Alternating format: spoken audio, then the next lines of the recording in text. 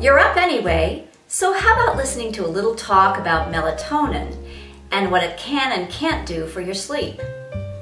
I'm Lois Maharg, and I've written a new book called The Savvy Insomniac. Here's a talk I had with Lisa Carolyn. We've heard a lot, Lois, recently about the popularity of prescription sleeping pills like Ambien and Lunesta.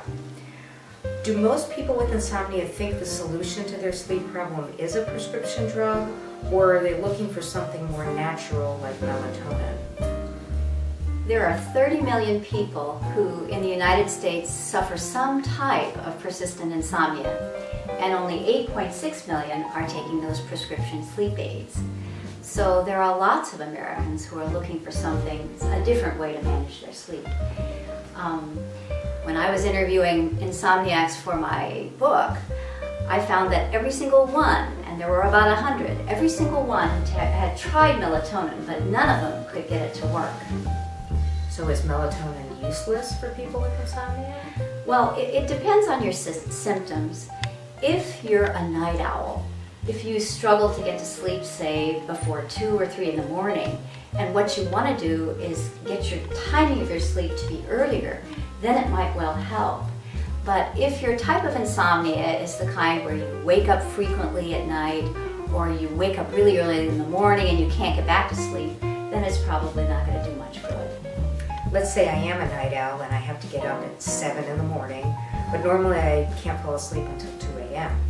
I'd like to get a 7-hour night. Would that mean I would take the melatonin at midnight?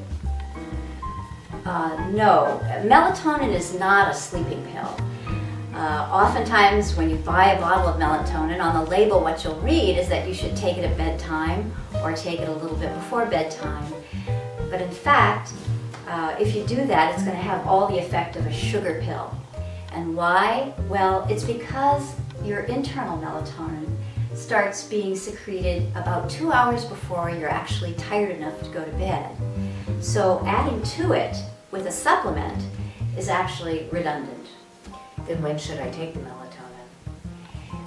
If you want to get this phase shifting effect where you're sleeping earlier than you normally would, what you should do is you should take it well in advance of when your own melatonin secretion begins. And that would be about 7 hours earlier than you normally fall asleep. So that might be around dinner time for many people. What you're going to do is you're going to trick your body and your brain into thinking that the night is coming earlier than it is.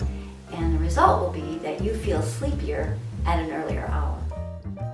There's so much more to managing insomnia than turning off your computer and drinking herb tea. If you want a bigger picture, and if you're serious about improving your sleep, check out The Savvy Insomniac.